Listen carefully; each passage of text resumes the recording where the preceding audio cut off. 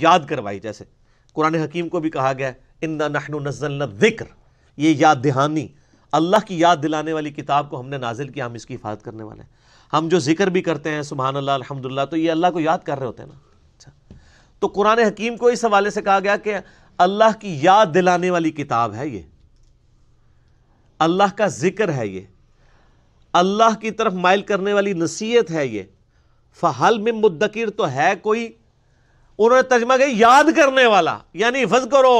بچے جڑے نا حافظ بناؤ، آپ نماز پڑھنے دی کوئی لوڑ نہیں ہے، نال ہی لے جان گے تانوں. کتھے انجینئرنگ تو پہلے جنت ہی جاندے سن، ان کے ادھر اور وہ تو میرا آپ یوٹیوب کے اوپر کلپ دیکھ لیں کہ حافظ قرآن کی فضیلت آپ لکھیں تو انشاءاللہ کئی فضائل و برکات ان کے کھل کے سامنے آ جائیں گے.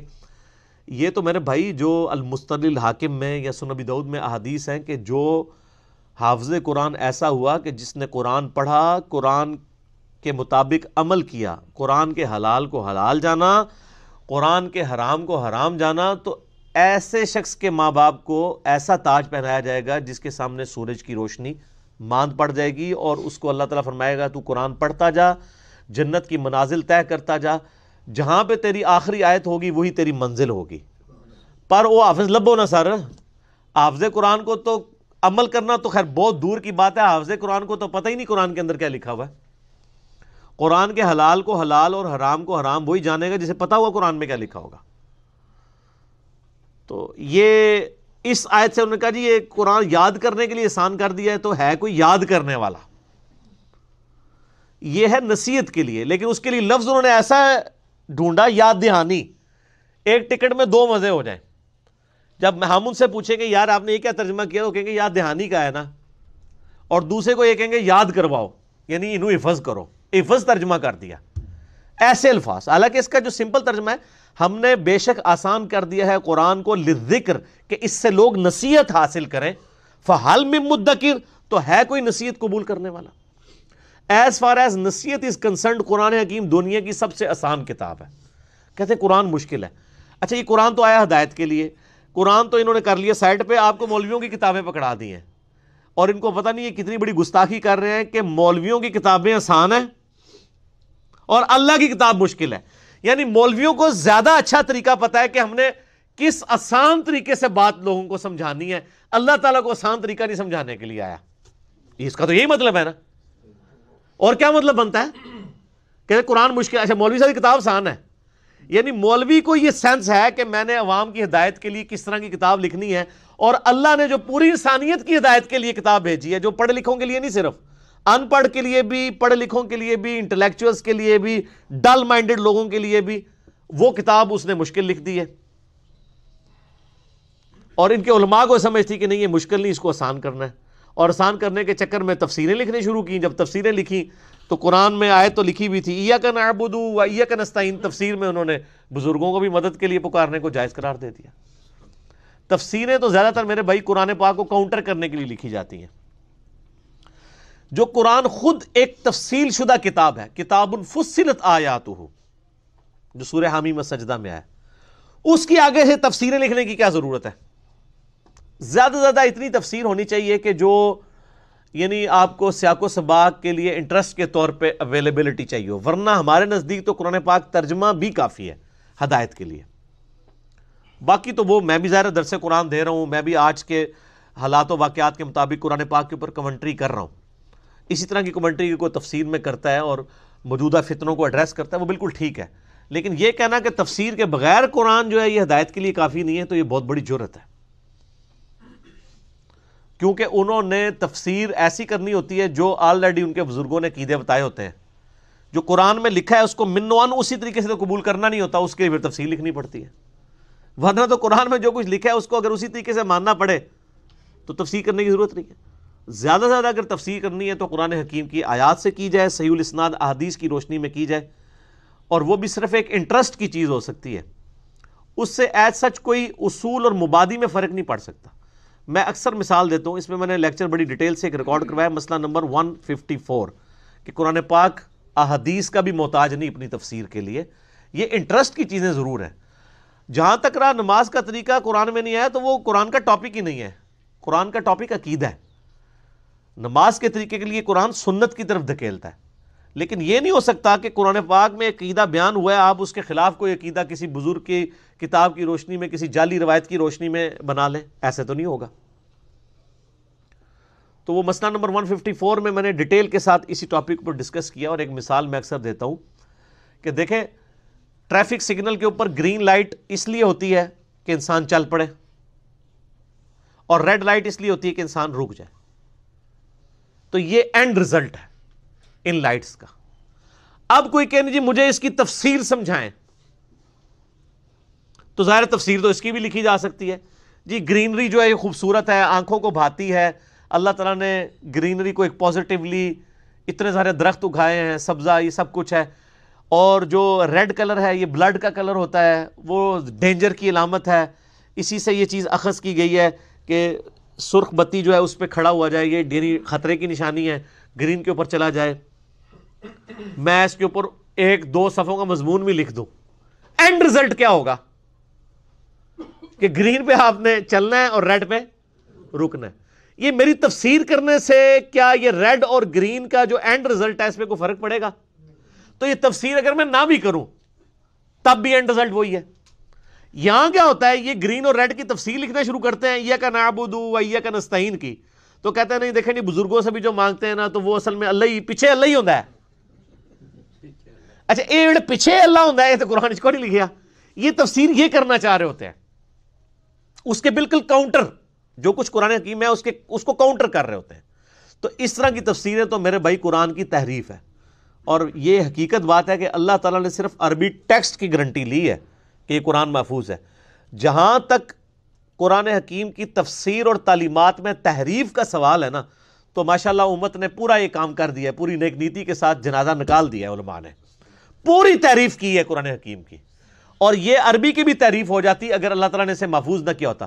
تفسیر میں انہوں نے بالکل ایسی ایسی تعریف کر دی ہے کہ جو علماء یہود نے کی تھی، اور بخاری مسلم میں حدیث موجود ہے، میری امت میں وہی خرابیاں پیدا ہوں گی جو اگلی امتوں میں پیدا ہوئی۔ تو پوچھا گیا کہ ان اگلے لوگوں سے مراد کیا یہود و نصارہ ہیں؟ تو آپ نے فرمایا وہ نہیں مراد، تو اور کون لوگ مراد ہیں؟ وہ سیم خرابیاں اس امت کے اندر بھی آئی ہیں، تعریف کر دی انہوں نے۔ ٹیکسٹ کی اللہ نے گارنٹی لی تھی اور ٹیکسٹ محفوظ ہے، اسی لیے آج دیکھیں آج بھی جو بندہ نیک نیتی کے ساتھ قرآن پاک کھول کے بیٹھتا ہے نا، وہ کسی بھی فرقے کا قرآن پڑھ لے وہ اللہ تک پہنچ جاتا ہے۔ اسی لیے ہم نے کبھی یہ قدغن نہیں لگائی ہے۔ باقی تو کسی میں حوصلہ نہیں ہے نا کو کہ جی سنی کہہ دے کہ شیعہ کا ترجمہ پڑھ لو، شیعہ کہہ دے کہ سنی کا پڑھ لو، ہم کہتے ہیں سب کا پڑھو۔ جنہوں نے ترجمے میں تھوڑی بہت ڈنڈی بھی ماری ہے ان کا بھی پڑھو، وہ ڈنڈی خود ہی پکڑی جائے گی۔ میں نے اس کے اوپر ایک ڈیٹیل لیکچر ریکارڈ کروا دیا ہے، قرآن حکیم کے 8 ترجموں، 8 ٹرانسلیشن اور علماء کا دھوکہ، یعنی یہ علماء نے دھوکہ دیا ہے، پچ کھود دی ہے جس کو کہتے ہیں نا، پچ کھود دو تو ان کے نے کرکٹ کھیلنی ہے، اور نہ پچ ہی کھود دیجیے اور ترجمے چینج کرتے ہیں جی، وہ پتہ ہی نہیں چلتا کون صحیح ہے کون غلط ہے۔ یار کبھی آپ تجربہ کر کے تو دیکھیں، آپ سورہ فاتحہ رکھیں، میں نے اس میں 8 ترجمے HD کیمرے میں دکھائے ہیں، بریلویوں کا ترجمہ دکھایا مذہب بریلوی صاحب کا، دیوبندیوں کا اشرف تھانوی صاحب کا دکھایا ہے، اہل حدیث کا جونہ گڑھی صاحب کا دکھایا ہے، اہل تشیع کا سید فرمان علی شاہ صاحب کا دکھایا ہے، وہ جو سادہ بیچارے نیوٹرل لوگ ہیں ان کے لیے مودودی صاحب کا ترجمہ، فتح محمد جلندری کا، سب کا دکھایا ہے کہ مجھے بتائیں کہ کہاں پہ ترجمے میں فرق ہے۔ الفاظ کے چناؤ میں فرق ہو سکتا ہے، کوئی بسم اللہ کا ترجمہ کر سکتا ہے اللہ کے نام سے شروع، کوئی کرے گا شروع کرتا ہوں اللہ کے نام سے، کوئی کرے گا شروع اللہ کے نام سے، اور سب نے اللہ کے نام سے شروع کیا، شیطان کے نام سے کسی نے شروع کیا، یہ اس کے اوپر جھگڑ رہے ہیں، پورے لکھ دیا۔ دیکھیں جی وہ جی احمد صاحب بریلوی صاحب نے ترجمہ کیا ہے اللہ کے نام سے شروع، اور اشرف تھانوی صاحب نے کیا ہے شروع کرتا ہوں اللہ کے نام سے، تو انہوں نے تو اللہ کے نام سے شروع نہیں کیا، انہوں نے تو شروع سے شروع کیا۔ ہاں، اور ایڈی کتابیں چھاپی نے قرآن حکیم کے غلط ترجموں کی نشاندہی، تو ان کو پھکی پھر میں نے آگے دیا ہے کہ یہ غلط ترجمے جو آپ کہہ رہے ہیں، اس کے ساتھ آپ یہ لکھیں قرآن پاک کی غلط عربی کی نشاندہی، کیونکہ اللہ تعالیٰ نے بھی بسم اللہ میں اللہ شروع میں نہیں رکھا۔ اگر اللہ نے آپ کی مرضی کی بسم اللہ بنانی ہوتی تو وہ بھی بن سکتی ہے۔ اللہ الذی باسمہ ابدہ، اللہ ہے وہ ذات جس کے نام سے میں شروع کرتا ہوں۔ تو آپ کو ترجمے سے تکلیف ہے تو آپ بسم اللہ بھی بدلیں، کیونکہ بسم اللہ میں بھی پہلے با آتی ہے، پھر سین، پھر میم، پھر اللہ آتا ہے، تو اللہ نے بھی اللہ کے نام لینا شروع کیتے اے پکی بغیر نہیں سمجھ آتی، ٹھیک ہے۔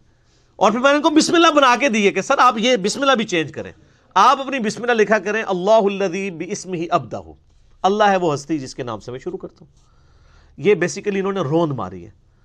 میرے بھائی آپ عربی کو تو چھوڑ دیں، آپ 10 PhD انگلش لے ہیں، ان کو ہم ایک ہی مضمون لکھ کے دیتے ہیں اور انہیں کہتے ہیں آپ اس کو اردو میں ترجمہ کریں. کیا 10 کے 10 لوگ ایک جیسا ترجمہ کریں گے؟ لیکن مفہوم ایک ہی ہوگا، معنی ایک ہی ہوگا. اور جب ایک زبان دوسری میں ٹرانسلیٹ ہوتی ہے تو الفاظ کے چناؤ میں فرق آتا ہے. کیا خود بریلوی مکتبہ فکر کے جتنے علماء ہیں سب کے ترجمے ایک جیسے ہیں؟ یہ میرے ہاتھ میں پیر کرم شاہ صاحب کا ترجمہ ہے، احمد بریلوی صاحب کا رکھیں، اس میں بھی فرق ہے لیکن مفہوم ایک ہی ہے. دیوبندیوں کے سارے مولویوں کے ترجمے ایک جیسے ہیں، اہل حدیث کے ساروں کے ایک جیسے، لیکن مفہوم ایک جیسا ہے. تو یہ کتنا بڑا ظلم ہے. آج آپ کو کوئی کافر آ کے کہنا جی قرآن حدیث ڈائریکٹ نہیں پڑھنا گمراہ ہو جاؤ گے، آپ کہیں گے یہ اللہ کا دشمن ہے اس لیے کہہ رہا ہے. لیکن آپ کو جو مسلمان ممبروں پہ چڑھ کے کہنا ہے جی قرآن نہیں ڈائریکٹ پڑھی تھا، جی حدیث نہیں ڈائریکٹ پڑھنی چاہیے تھی، گمراہ ہو جاتا ہے. اچھا جی ڈائریکٹ نہیں پڑھتے، انڈائریکٹ پڑھا دو، تسی پڑھا دو. یہ جو کہہ رہے ہوتے ہیں ان کو کوئی یار آپ ہی درس قرآن شروع کر دیں. خود کیا ہوتا ہے اپنے مولویوں کی کتابیں، کوئی فضائل سنت کھول کے بیٹھا ہوا ہے، کوئی فضائل مال کھول کے بیٹھا ہوا ہے، ٹھیک ہے، اپنی اپنی کتابیں کھول کے بیٹھے ہوئے ہیں. چلو یار ہم ڈائریکٹ پڑھنے سے گمراہ ہیں، آپ ہی پڑھا دیں. تو نہ کھیڈاں گے تو نہ کھیڈن دیں گے. تو یہ بیسیکلی سازش کی ہے اسلام کے خلاف ان لوگوں نے. اور اللہ تعالیٰ کا فتویٰ بالکل واضح ہے. اور یہ آیت وَلَقَدْ يَسَّرْنَا الْقُرْآنَ لِلذِّكْرِ فَهَلْ مِن مُدَّكِرٍ، یہ قرآن حکیم میں 4 دفعہ یہ آیت اسی ایک صورت کے اندر ریپیٹ ہوگی. لیکن پھر بھی مولوی کو آج تک ہم نہیں سمجھا پا رہے کہ خدا کے لیے اللہ تعالیٰ نے تو اسے آسان کیا ہے، تو مان لے. کہنا نہیں مشکل ہے.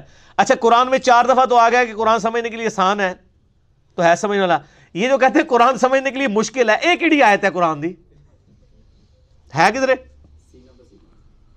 کہیں بھی نہیں لکھی ہوئی. جہاں بھی آیا ہے اللہ نے کہا آسان ہے، قرآن سے نصیحت حاصل کرو.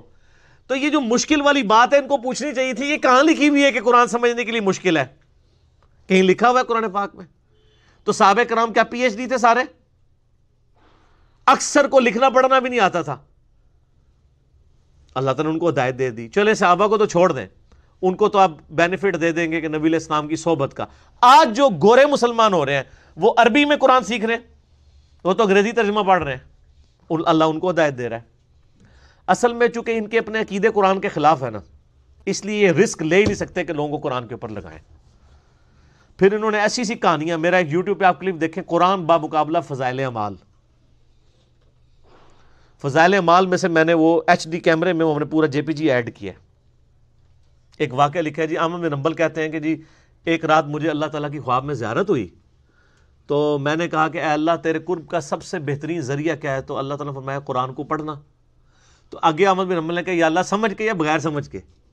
یہ نہ سمجھا کہ احمد بن حنبل کو پاکستان انڈیا دا کوئی مولوی سی، ٹھیک، انہوں سے عربی آندی سی، اللہ سے بندے انہیں کیوں گل کرنی سی سمجھ کے یا بغیر سمجھ کے؟ کولو کہانی بنا لی. تو اللہ تعالیٰ میں چاہے سمجھ کے چاہے بغیر سمجھ کے. استغفر اللہ. یعنی قرآن کہیں یہ کہہ رہا ہے کہ چاہے سمجھ کے پڑھو قرآن کے. قرآن پاک میں تو بار بار یہ ایون آپ دیکھیں، میں نے یہ جو امام الانبیاء کی دعوت قرآن ریسرچ پیپر لکھا ہے اس کے اندر میں نے باقاعدہ کوٹ کی ہے یہ آیت. اللہ تعالیٰ نے سورہ صاد کے اندر ارشاد فرمایا کہ ہم نے اس کی آیات اس لیے نازل فرمائی ہیں کہ لوگ ان کی آیات کے اوپر تفکر کریں. اور دیکھیں نا شیطان نے غائب کر چھڑا، ایک کی پمفلٹ ایڈا نہیں گا، ٹھیک ہے، او امام الانبیاء کی دعوت قرآن لیاؤ ادھر منو دیو. اچھا جی، باقی میں ان کو کیا سارے میرے ٹیبل پہ ہونے چاہیے تاکہ میں کسی وقت کوئی چیز کوٹ کرنی ہو تو میرے بالکل سامنے ہونا چاہیے. لائیں جی یہ پکڑائیں سورہ صاد کے اندر یہ آیت. یہ ویسے ہے نا، یہ جو امام الانبیاء کی دعوت قرآن ریسرچ پیپر ہے سر 4 صفحوں میں میں نے یعنی اپنی طرف سے اللہ تعالیٰ کے حضور حجت تمام کی ہے ایک بندے کو قرآن کا شوق دلانے کے لیے قرآن کی تعلیمات کیا ہیں. اس میں یہ سورہ صاد کی آیت نمبر 29 ہے، کتاب انزلناہ الیک مبارک، اے نبی علیہ السلام یہ بابرکت کتاب ہم نے آپ کی طرف نازل فرمائی، لیدبروا آیاتہ، تاکہ لوگ اس کی آیات کے اوپر تدبر کریں، غور و فکر کریں، وَلِيَتَذَكَّرُوا اولو الالباب، اور جن کے عقل ہے نا، جن کا بھیجا ہے وہ اس سے نصیحت حاصل کر لیں. اگر کوئی پاگل ہو گیا وہ تو ٹھیک ہے، اس کے لیے تو بخاری مسلم میں حدیث ہے کہ جو مجنون ہے، پاگل ہے یا سویا ہوا شخص ہے اس کے اوپر شریعت کی گرفت نہیں. جس کے دماغ میں عقل ہے نا، جو روٹی کھاتے وقت منہ میں ہی ڈالتا ہے، ناک میں نہیں ڈالتا، ٹھیک ہے، اس کو اتنی سمجھ ہے تو اس کے لیے اس قرآن کے اندر ہدایت موجود ہے. یہ کہانیاں انہوں نے لکھی جی، سمجھ کے چاہے بغیر سمجھ کے، اور احمد بن حنبل کے متھے مار دیا. اور پھر دیکھیں اس میں انہوں نے اللہ تعالیٰ کو بھی بیچ میں لے آئے. یعنی اللہ تعالیٰ قرآن میں کچھ اور کہتا رہا اور احمد بن حنبل کو خواب میں آ کے کچھ اور ہی بتا کے چلے گئے، اور وہ اسی کو لے کے چل رہے ہوتے ہیں پھر. یعنی اگر ایک بندے کو دعوت و تبلیغ کے کام میں جڑے ہوئے 30 سال بھی ہو چکے ہیں نا، 30 سال پہلے بھی اس کو ترجمہ سورہ بقرہ کا نہیں آتا تھا، 30 سال بعد بھی نہیں آتا.